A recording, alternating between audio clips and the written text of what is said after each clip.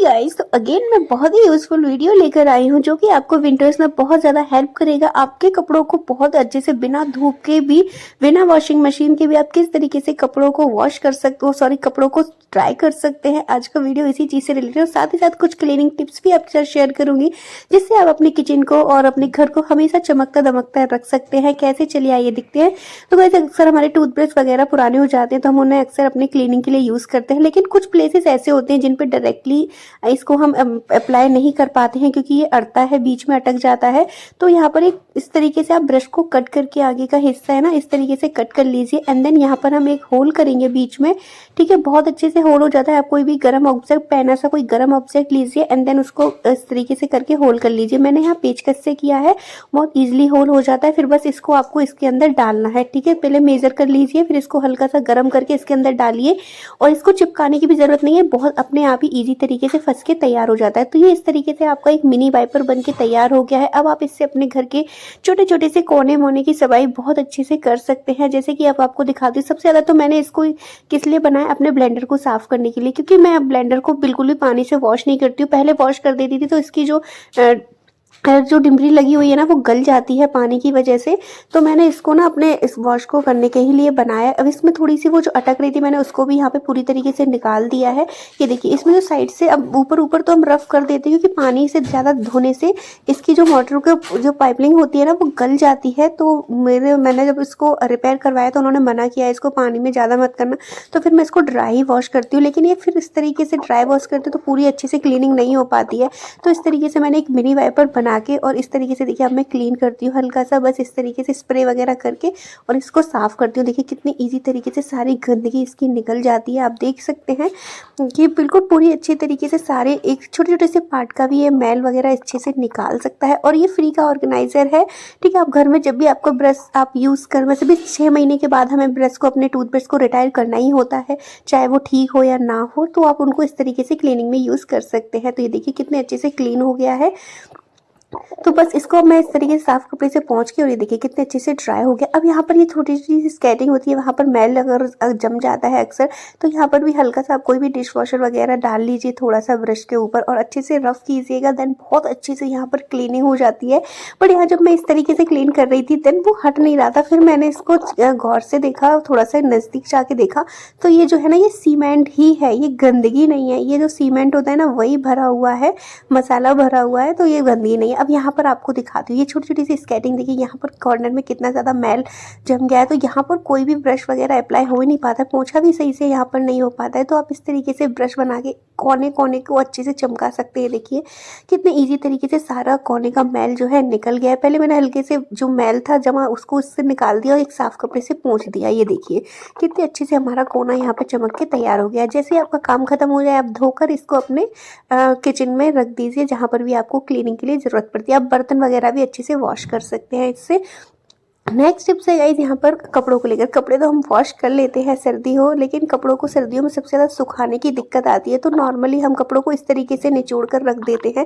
तो अगर आपको कपड़ों को जल्दी सुखाना है तो आपको कपड़ों को बहुत अच्छे से स्क्वीज़ करना होगा, अच्छे से निचोड़ना होगा। तो मैं हमेशा क्या करती हूँ, अक्सर लाइट वगैरह नहीं होती है या फिर हमें वॉशिंग मशीन में नहीं करना होता, क्योंकि हम हर मतलब छोटी छोटी चीज़ों के लिए वॉशिंग मशीन यूज़ नहीं कर सकते। जैसे अब ये कपड़ा हमने धोया है, 2 कपड़े धोए, तो हर चीज़ के लिए नहीं कर सकते हैं क्योंकि बार बार वॉशिंग मशीन मेरी प्रॉपर प्लेस पर नहीं है।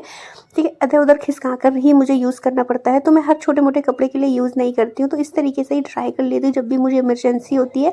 तो कपड़ों को सबसे पहले टैप पे डालकर इस तरीके से और अच्छे से निचोड़ देती हूँ, क्योंकि हाथ से जब निचोड़ते हैं तो बहुत ज़्यादा प्रेशर लगता है, हाथ में भी लगती है और अच्छे से निचोड़ भी नहीं पाते। तो मैं हमेशा बाथरूम में जब भी वॉश करती हूँ, यहाँ पर मैं आपको किचन में दिखा रही हूँ, फिर मैं बाथरूम में जब भी वॉश करती हूँ तो टैप पर टांग के और उनको अच्छे से इस तरीके से निचोड़ देती हूँ। तो पूरा का पूरा पानी जो है अच्छे से निचोड़ जाता है। फिर 10 मिनट के लिए टैप पे ही रहने देती हूँ, अगर थोड़ा बहुत कहीं से पानी हो तो वो भी निकल जाए। तो ये इस तरीके से अच्छे से ड्राई हो जाते हैं।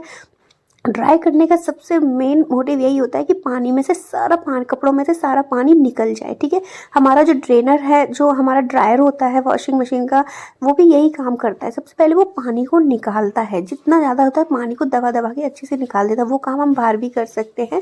ठीक है, तो आपको अच्छे से निकालना है। अभी हल्के हल्के से ऑलरेडी ड्राई हो चुके हैं। अब आपको क्या करना है, अब आपको यहाँ पर अपना प्रेशर कुकर ले लेना है। तो यहाँ पर मैं मिनी का ही यूज़ कर रही हूँ क्योंकि थोड़े कपड़े, अगर आपके पास बड़ा है, आप जो भी है आप उसका यूज़ कर सकते हैं। थोड़े थोड़े कपड़े भी। इससे आपके बिजली की भी बचत होती है एंड नाउ आपकी मतलब बिजली की भी सेविंग होगी और इसमें आपको किसी भी मशीन वगैरह की ज़रूरत नहीं पड़ेगी, मेहनत भी बहुत कम होती है। तो यहाँ पर ना आपको एक मतलब बटर पेपर या फॉइल पेपर आप ज़रूर लगाइएगा, जिससे कि ना नीचे हीट ज़्यादा ना हो, क्योंकि ये बर्न नहीं होता है, ये कागज़ जो होता है बर्न नहीं होता है, तो ये आपके कपड़ों को भी सेफ रखेगा। तो इसे मेक श्योर कि आप इसको बिछाएं ज़रूर, नीचे स्प्रेड करें, उसके बाद अपने कपड़े रख दीजिए और ऊपर से बस लिड को बंद कर दीजिए। अब आपको गैस को ऑन करके और इसको बस इस तरीके से रखना है। ओनली आप काउंट करके 10 सेकंड करना है, मतलब एक तरीके से इतना मोटा मोटा बेस पे आप ये समझ सकते हैं कि आपको कुकर को अच्छे से गर्म कर देना है। ठीक है, अच्छे से नीचे से गर्म हो गया। ओनली आप काउंटिंग में 10 सेकंड रख सकते हैं। फिर आपको इस तरीके से लो गैस करके और चारों तरफ से भी इसको अच्छे से हीट कर देना है। बस आपका मोटिव ये है कि कुकर आपका अच्छे से हीट हो जाए बाहर से। ठीक है, तो अंदर से कपड़ों को अच्छे से कर देगा, ड्राई कर देगा।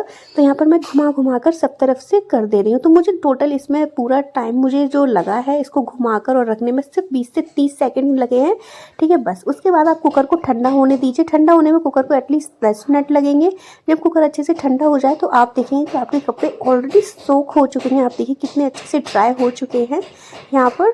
तो इस तरीके से आप कपड़ों को बहुत अच्छे से ड्राई कर सकते हैं। ये देखिए बिल्कुल भी गीले नहीं है ये, आप देखिए। और बटर पेपर हल्का सा ही बस पानी आया क्योंकि हल्के स्क्वीज हो गए होंगे, और बटर पेपर भी आपका इजीली सूखा रहता है। अब हम यहाँ पर अपना ये वाला स्वेटर डाल रहे हैं, तो आप इसका कलर देख सकते हैं। अभी ये गीला है। ठीक है, तो इसको मैंने यहाँ पर डाल दिया। इनको बंद करके सेम प्रोसेस हम फिर से करेंगे। 10 से 20 सेकंड के लिए इसको हम इस तरीके से फुल फ्लेम पर रखेंगे, देन स्लो करके और चारों तरफ से घुमा घुमा कर हम कर देंगे। और फिर कुकर हमारा बिल्कुल अच्छे से ठंडा हो जाए। अगर थोड़ा बहुत बाई चांस और गीले हो तो आप 10 सेकंड के लिए और फिर इसको कर दीजिए काउंटिंग में 10 सेकंड। ठीक है, ये देखिए ये भी अच्छे से ड्राई हो चुका है। ये देखिए बिल्कुल अच्छे से सूख के तैयार हो गया है ये इस तरीके से। तो आप वुलन क्लॉथ को बहुत इजी तरीके से अपने कुकर में सुखा सकते हैं। हल्का सा यहाँ पर थोड़ा सा मुझे गीला लग रहा था, तो कुकर पे मैंने इस तरीके से रख के और इसको भी अच्छे से ड्राई कर दिया। तो इस तरीके से, और गरम गरम कपड़े बच्चों को पहना, क्योंकि कपड़े भी अक्सर ठंडे हो जाते हैं। और ये देखिए यहाँ पर मैं आपको गैस पे ही दिखा रही हूँ। ये देखिए कितने अच्छे से सूख के तैयार हो गया, कहीं से भी जरा सा भी गीला नहीं है। ठीक है, तो इस तरीके से आप कपड़ों को बहुत इजी तरीके से ड्राई कर सकते हैं। ये देखिए मैं आपको एक एक करके सारे कपड़े यहाँ पर दिखा रही हूँ।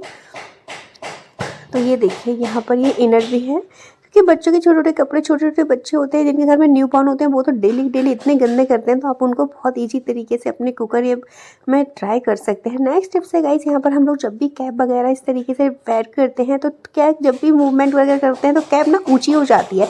अगर थोड़ी सी छोटी कैप है तो हम उसको खिसका के लगाते हैं, बार बार ऊँची हो जाती है, फिर हमारे कान वगैरह खुल जाते हैं और सबसे ज़्यादा हवा कानों में ही लगती है। ठीक है, तो आप जब भी कैप लगाएं, और अगर आपकी कैप खिसकती है तो आप यहाँ पर 2 बॉबी पिन का यूज़ कर सकते हैं। अगर बॉबी पिन नहीं हो तो आप टिक टैक का भी यूज़ कर सकते हैं। बस इस तरीके से बालों में फंसाकर और अपने लगा लेनी है आपको, बुलर मतलब कैप और बालों में दोनों में फंसाकर इस तरीके से लगा लेनी है।